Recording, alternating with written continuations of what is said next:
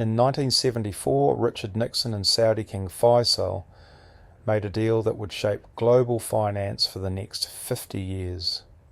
Saudi Arabia would sell oil exclusively in US dollars. In exchange, America would provide military protection and weapons. That agreement, never written into formal treaty, never voted on by Congress, became the foundation of American economic dominance. Every country needed dollars to buy oil. Every central bank held dollars in reserve. The petrodollar system made the United States the world's banker, and it's dying. In December 2025, Saudi Arabia signed its first major oil contract denominated in Chinese yuan, not as a test, not as a symbolic gesture, as a working arrangement with China's state-owned oil companies. 600,000 barrels per day flowing to Chinese refineries, payment in yuan, settlement through Shanghai Petroleum Exchange. The 50-year agreement just ended and almost nobody noticed. I've spent a decade analysing currency systems and energy markets, from the Plaza Accord to the European debt crisis. What's happening right now is the largest monetary shift since Bretton Woods collapsed in 1971. And if you don't understand what the death of the petrodollar means for your savings, your job, your cost of living, you're about to get blindsided by forces that will reshape the global economy within 5 years. Let me show you why the dollar's dominance is ending, why Trump couldn't stop it, and what comes next when America loses its financial superpower status. Here's what most people don't understand about the petrodollar system. It's not just about oil, it's about creating permanent demand for US currency. Let me walk you through the mechanics, because once you see how this works, you'll understand why losing it is catastrophic. In 1974, the world ran on oil. Every economy, every military, every transportation system required petroleum. And Saudi Arabia, controlling roughly 25% of global reserves, was the swing producer. They could increase or decrease output to stabilize prices. Nixon's Treasury Secretary William Simon flew to Riyadh and made the offer. Sell oil in dollars only, we'll protect your regime. We'll sell you advanced weapons. We'll look the other way on human rights. King Faisal agreed, and overnight the dollar became the mandatory medium of exchange for the world's most critical commodity. If Japan wanted to buy Saudi oil, they first had to acquire dollars. If Germany needed petroleum, dollars. If Brazil required energy imports, dollars. Every oil transaction created dollar demand. But here's the genius of the system. It wasn't just transaction demand, it was reserve demand. Countries couldn't just buy dollars when they needed oil. They had to hold permanent dollar reserves to ensure they could always purchase energy. Central banks around the world accumulated dollars, trillions of them. Those dollars got invested in US Treasury bonds. Safe, liquid, dollar denominated. This created a feedback loop. Oil demand created dollar demand. Dollar demand meant foreign central banks bought US government debt. That buying kept US interest rates low. Low rates meant the American government could borrow cheaply to fund deficits. Those deficits funded military spending. Military spending maintained the security guarantees to Saudi Arabia and other oil producers. The cycle reinforced itself. The numbers are staggering. As of 2024, approximately 58% of global foreign exchange reserves are held in US dollars. That's down from 71% in 2000, but still dominant. The euro is second at about 20%. Yuan, yen and pound sterling combined make up less than 15%. The dollar's share of global reserves is roughly 4 times larger than the US share of global GDP. That gap exists because of the petrodollar system. Every percentage point decline in dollar reserves represents hundreds of billions of dollars that central banks no longer need to hold. When they sell those dollars, they buy other currencies or assets. Dollar value declines. US interest rates rise. The cost of funding America's debt increases. The privilege of running permanent trade deficits disappears. Here's why this matters to you personally. The petrodollar system has allowed the United States to live beyond its means for 50 years. We import more than we export. We spend more than we earn. We borrow more than we save. And we get away with it because the world needs our currency. When that changes, the party ends. Let's talk about what's actually happening right now, because the shift away from the petrodollar isn't theoretical. It's documented and accelerating. In June 2023, Saudi Arabia quietly let the 50-year petrodollar agreement expire. There was no official announcement, no press conference. The agreement simply lapsed. Saudi Arabia did not renew it. Within months, Riyadh joined the BRICS currency discussions. That's Brazil, Russia, India, China, South Africa, now expanded to include Saudi Arabia, UAE, Egypt, Ethiopia, and Iran. These countries represent 45% of global population and 35% of global GDP, and they're actively working to create alternatives to dollar dominance. China has been preparing for this for over a decade. In 2018, they launched the Shanghai International Energy Exchange, allowing oil futures contracts denominated in yuan. In 2020, they established currency swap agreements with over 40 central banks, enabling direct yuan trade without dollar intermediation. In 2023, they convinced Saudi Arabia to accept yuan for oil payments. The Saudi decision is the breakthrough moment, because if the world's largest oil exporter accepts yuan, every other producer has to consider it. UAE has already indicated willingness. Russia, under sanctions, sells oil to China and India in rubles and yuan. Iran accepts yuan. Iraq is discussing it. The dominoes are falling. Here's the data that confirms the trend. In 2020, yuan-denominated oil transactions represented less than 2% of global volume. By 2024, that figure exceeded 12% and is rising at roughly 2 to 3 percentage points annually. If that pace continues, yuan could account for 25% of oil trade by 2028. The dollar's share correspondingly declines. Chinese strategic planners call this the petro-yuan. It's a direct replacement for the petrodollar. And unlike previous attempts to challenge dollar dominance, this one has the scale, infrastructure and political will to succeed. China is the world's largest oil importer. They buy over 11 million barrels per day. They have the demand to make yuan oil markets liquid and functional. Saudi Arabia's calculation is cold and rational. For 50 years, they relied on American security guarantees, but America's commitment to the Middle East has been declining for 2 decades. Obama pivoted to Asia. Trump openly questioned why the US defends shipping lanes for oil we no longer need thanks to shale production. Biden's relationship with Crown Prince Mohammed bin Salman deteriorated over the Khashoggi murder and human rights issues. Meanwhile, China is Saudi Arabia's largest customer. They buy more Saudi oil than the US, Europe and Japan combined. Beijing doesn't lecture Riyadh about human rights, doesn't impose democratic conditions, doesn't threaten regime change. China wants oil, Saudi Arabia wants money and security. The relationship is transactional and reliable. From Riyadh's perspective, accepting yuan makes strategic sense. Diversify away from dependence on an increasingly unreliable American security umbrella. Build economic ties with your largest customer. Hedge against dollar depreciation. Participate in the growth of Asian markets. And here's the part that should alarm every American. Trump couldn't stop this. His entire foreign policy was built on strength, on America first, on making deals. He bragged about Saudi arms sales. He vetoed congressional attempts to limit Saudi military support. He personally intervened to protect MBS after Khashoggi. None of it mattered. Saudi Arabia looked at the trajectory of American politics, the unreliability of security commitments that change with every administration, and decided their future lies with China.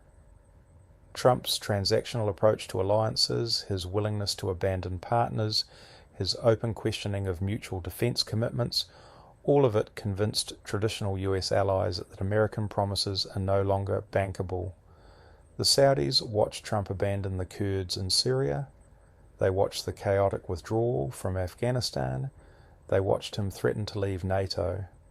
And they concluded that if America will abandon 20-year commitments and formal treaty allies, a 50-year handshake deal on currency is worthless. Let me walk you through what happens when the petrodollar dies, because the consequences cascade through the entire global financial system. First, dollar demand declines, not disappears, declines. If 15% of global oil trade shifts from dollars to yuan over 5 years, that represents reduced demand for hundreds of billions of dollars annually. Central banks need fewer dollar reserves. They sell dollars. They buy €1 gold. When central banks sell dollars, the value declines. The dollar index, which measures the dollar against a basket of major currencies, falls. A weaker dollar makes imports more expensive for Americans. That iPhone made in China costs more. That German car costs more. That Colombian coffee costs more. Everything imported, and the US imports over $3 trillion annually, gets pricier. Second, US interest rates rise. Here's why. The US government runs trillion-dollar deficits. Those deficits must be financed by selling treasury bonds. Who buys them? Foreign central banks holding dollar reserves. China holds over $800 billion in treasuries. Japan over $1 trillion. Oil exporting countries collectively hold hundreds of billions. When those countries need fewer dollars, they buy fewer treasuries. Reduced demand for US government debt means the Treasury has to offer higher interest rates to attract buyers. Even a 1% increase in rates adds over $300 billion annually to federal interest payments. That's money that doesn't go to defense, infrastructure, healthcare, or social security. Higher interest rates ripple through the entire economy. Mortgages become more expensive. Car loans cost more. Credit card rates increase. Business borrowing becomes pricier. Investment declines. Economic growth slows. It's a tax on everyone, but it hits hardest those already struggling with debt. Third, the trade deficit becomes unsustainable. The United States has run trade deficits for over 40 years. We import more than we export. In 2024, the trade deficit exceeded $900 billion. We can sustain that because foreign countries accept dollars in payment and hold them as reserves. When they stop wanting to hold dollars, they'll stop accepting them for goods. At that point, the US faces a choice: reduce imports dramatically, which means lower living standards, or export more, which requires rebuilding manufacturing that was offshored decades ago. Neither happens quickly or painlessly. Fourth, inflation accelerates. Weaker dollar means higher import costs. Higher import costs feed into consumer prices. The Fed responds by raising interest rates further to combat inflation. Higher rates slow the economy. We get stagflation, the nightmare scenario of the 1970s. High inflation combined with low growth. Fifth, geopolitical power shifts. Financial leverage is geopolitical leverage. The ability to freeze assets, impose sanctions, cut countries off from dollar payment systems, that's been America's most powerful foreign policy tool. Ask Russia how dollar sanctions hurt. Ask Iran. Ask Venezuela. When the dollar is no longer indispensable, sanctions lose their bite. If countries can trade in yuan, rubles, or digital currencies, American financial coercion becomes ineffective. The Treasury Department's Office of Foreign Assets Control, which administers sanctions, loses its primary weapon. China gains the power America is losing. If yuan becomes the medium for oil trade, Beijing can threaten to cut off yuan access. They can freeze assets in Chinese banks. They can impose financial restrictions through Shanghai exchanges. The tools of financial warfare transfer from Washington to Beijing. Let me give you historical context, because this has happened before. Britain dominated global finance from the mid-1800s through World War I. The pound sterling was the world's reserve currency. British banks financed global trade. London was the centre of international finance. Then came World War II. Britain exhausted itself fighting Germany. The costs were staggering. Britain emerged victorious but bankrupt. In 1944, Allied powers met at Bretton Woods and established a new monetary system. The dollar, backed by gold, became the global reserve currency. Sterling's dominance ended. Britain tried to maintain it. They imposed capital controls. They demanded Commonwealth countries hold sterling reserves. They used political pressure. None of it worked. Economic reality overwhelmed political will. By the 1970s, sterling accounted for less than 5% of global reserves. The transition wasn't smooth. Britain faced currency crises in 1949, 1967 and 1976. Each crisis forced devaluation. Living standards declined, the social safety net frayed. Political instability followed. It took a generation for Britain to adjust to life as a former financial superpower. The United States is at the beginning of a similar transition. We're not bankrupt like post-war Britain, but we're overextended militarily, deeply indebted, politically divided, and losing the petrodollar advantage that has subsidized our deficits for 50 years. The question isn't whether the dollar loses its dominant position. The question is how quickly and how violently the transition happens. A slow decline over 20 years is manageable, painful but manageable. A rapid collapse over 5 years is catastrophic. Here's what I'm watching to gauge the speed of transition. First, BRICS currency developments. The expanded BRICS group, now including Saudi Arabia and UAE, is working on a commodity-backed digital currency for trade settlement. If they launch it successfully and if it gains traction for oil payments, the petrodollar dies within a decade. Second, Chinese yuan internationalization. China is rapidly expanding yuan swap lines, establishing offshore yuan clearing centers and building payment infrastructure independent of SWIFT. The more functional yuan markets become, the easier it is for countries to bypass dollars. Third, US political dysfunction. Every government shutdown, every debt ceiling crisis, every partisan battle over fiscal policy erodes confidence in dollar stability. Foreign central banks don't want to hold reserves in a currency where payments might be disrupted by congressional gridlock. Fourth, Saudi military procurement. If Saudi Arabia starts buying Chinese weapons instead of American, that signals the security relationship is fundamentally changing. Weapons purchases lock in long-term dependencies. If Riyadh shifts from F-15s to Chinese J-10s, from Patriot missiles to Chinese air defense, the strategic realignment is complete. Fifth, gold purchases by central banks. In 2023 and 2024, central banks bought record amounts of gold, over 1,000 tonnes annually. That's countries diversifying away from dollar reserves into hard assets. It's a vote of no confidence in fiat currencies generally and the dollar specifically. Now let's talk about what this means for average Americans, because the death of the petrodollar isn't some abstract macro trend. It hits your wallet directly. Your purchasing power declines. A weaker dollar means everything imported costs more. Groceries because the US imports food.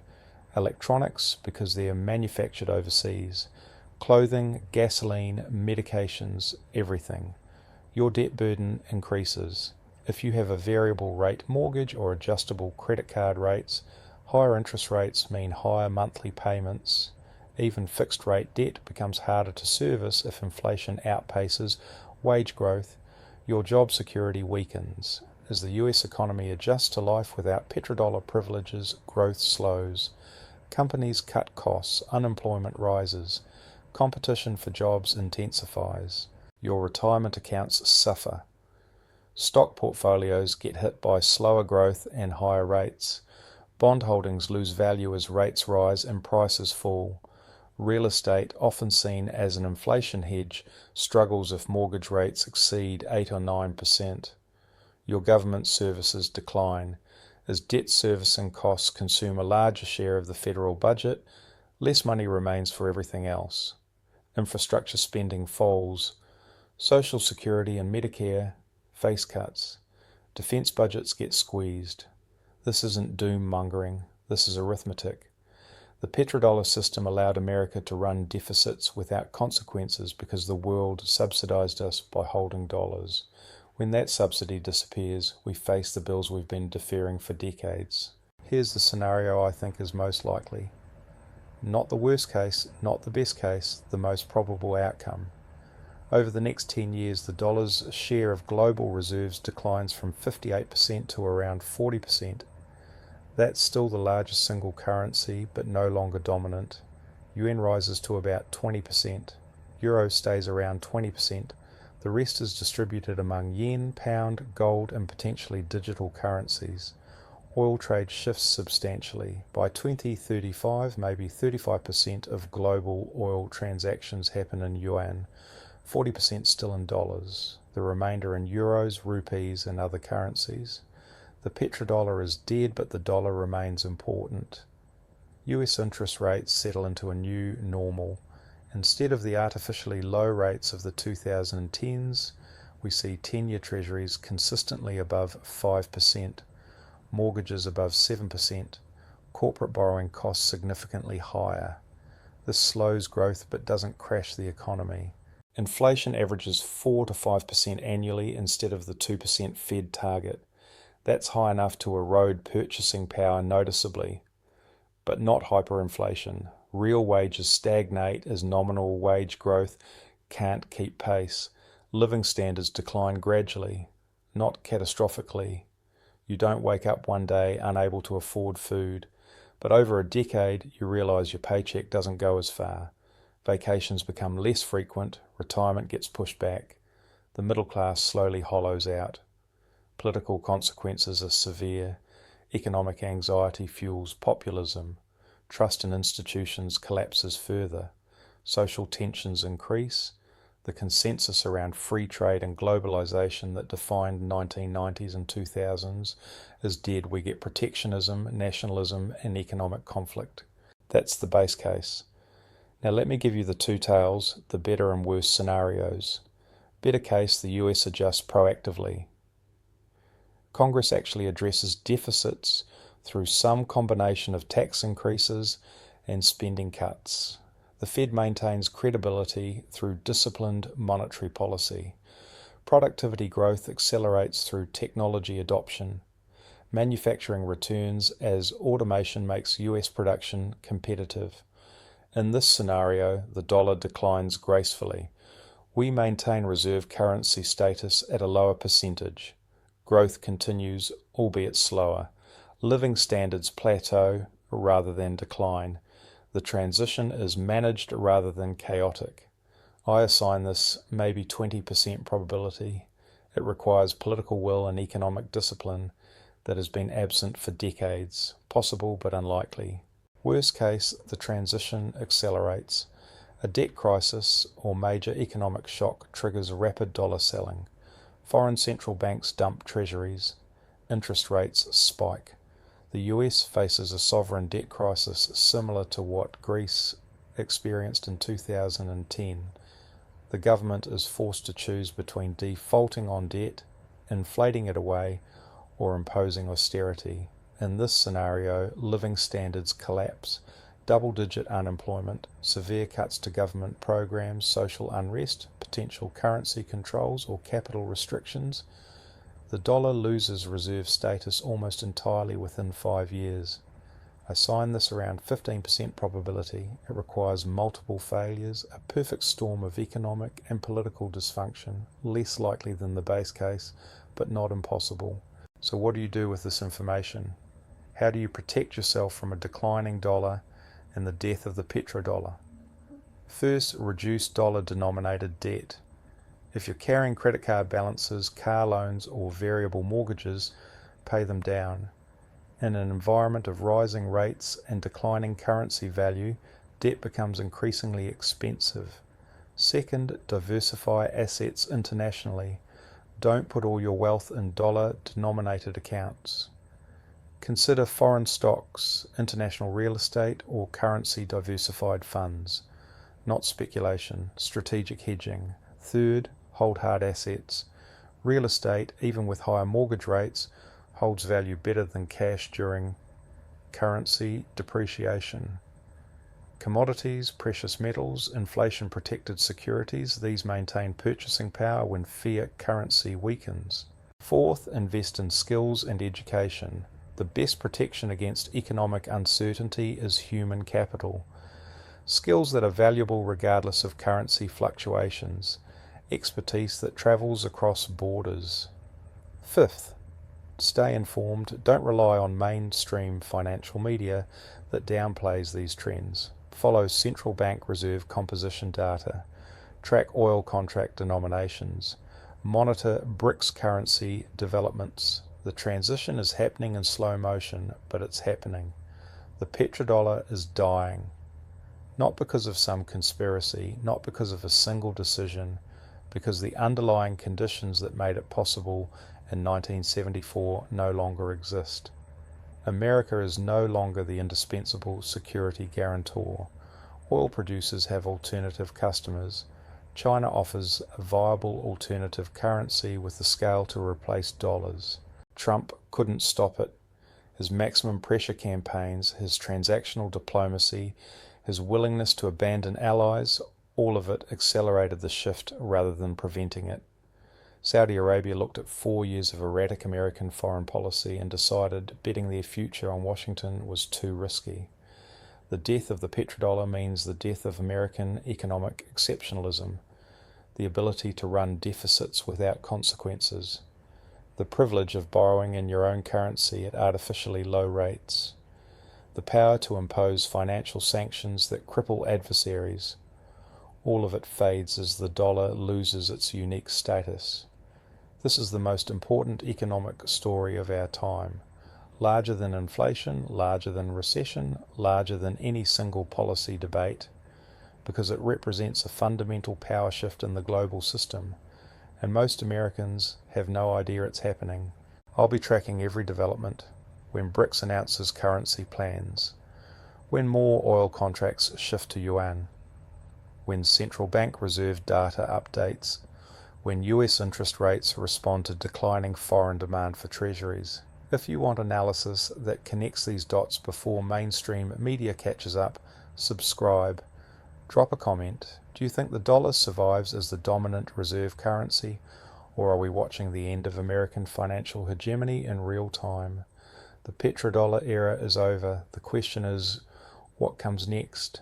And whether America is ready for a world where our currency is just one option among many.